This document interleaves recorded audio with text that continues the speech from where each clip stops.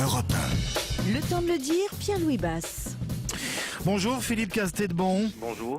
Philippe, Liberté, j'écris ton nom, disait Éluard. Vous avez-vous écrit ce livre, on en est bien loin, de cette liberté, en fait, une sorte d'abécédaire de l'oppression sexuelle, les condamnés dans mon pays, ma sexualité est un crime. C'est un livre absolument superbe, 80 pays recensés, où il ne fait pas bon vivre son homosexualité.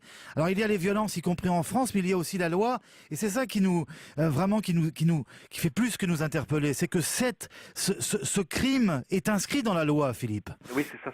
C'est-à-dire que l'idée de départ, c'était vraiment de parler des pays qui condamnent avec une loi, parce qu'il y a des pays où il y a de la persécution, même s'il n'y a pas de loi, et puis il y a ceux où effectivement l'homosexualité est bannie par la loi, où donc des hommes et des femmes sont condamnés et jetés en prison, paient des amendes, ou même sont condamnés à mort dans certains pays. Ce qui veut dire que vous avez effectué ça a été un travail à la fois d'enquête, je rappelle que vous êtes photographe et un confrère, mais un travail d'enquête avec à chaque fois une rencontre, donc un témoignage, Philippe. Oui, c'est ça, oui, c'est-à-dire qu'en fait l'idée de départ, ça vient des sites internet de rencontres.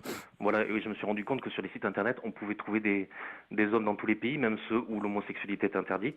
Et donc j'ai eu envie par ces sites internet de collecter la photo d'un type qui cache son visage puisqu'ils peuvent pas se montrer, ainsi qu'un texte de témoignage où il raconte sa vie et la loi associée à tout ça.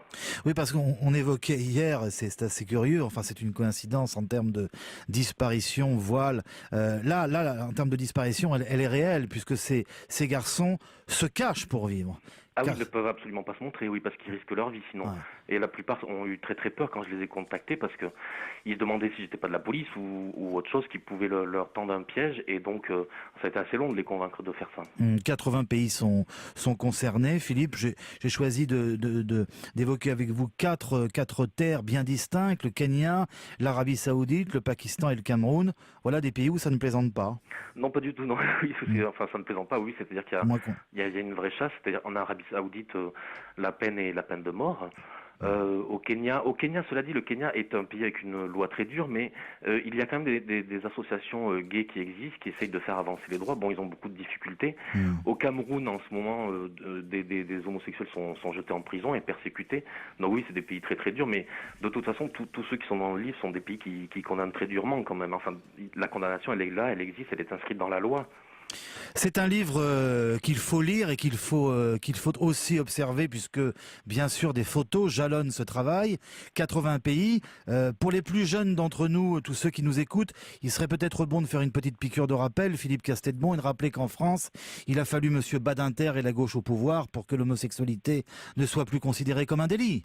Oui, c'est exact. Et justement, c'est ce que j'expliquais quand je contactais ces gars pour leur parler de ce projet. Ils me demandaient toujours, mais est-ce qu'on va changer quelque chose ? Est-ce qu'on va pouvoir changer la loi?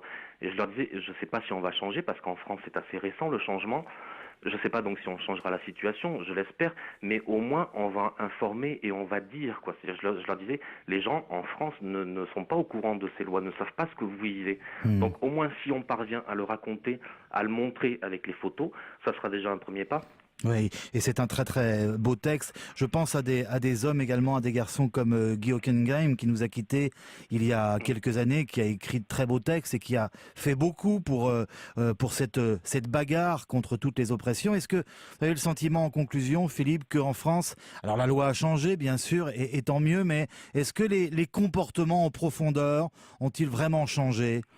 Écoutez, ils changent petit à petit, c'est très long, c'est très lent, mais au moins il y a une loi qui protège, et donc je me dis que peut-être petit à petit, politiquement, on arrivera à faire changer les choses. Déjà, cette semaine, le président Obama a pris position contre la loi qui est débattue en ce moment en Ouganda, où il y a déjà la prison à vie pour les homosexuels, mais ils veulent la durcir, et il sera carrément interdit d'en parler, sinon on risque la prison.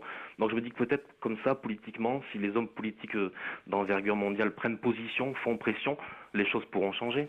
Voilà, c'est une condamnation qui ne fait pas l'économie non plus de l'esthétique. C'est un beau livre et ça sert votre cause. Les condamnés dans mon pays, ma sexualité est un crime. C'est chez H&O. Et moi, je vous dis merci d'être passé nous voir. Merci beaucoup. Dans le temps de le dire. Salut Philippe, à bientôt. Europe 1, le temps de le dire. Midi 13h tous les week-ends. Avec Pierre-Louis Basse.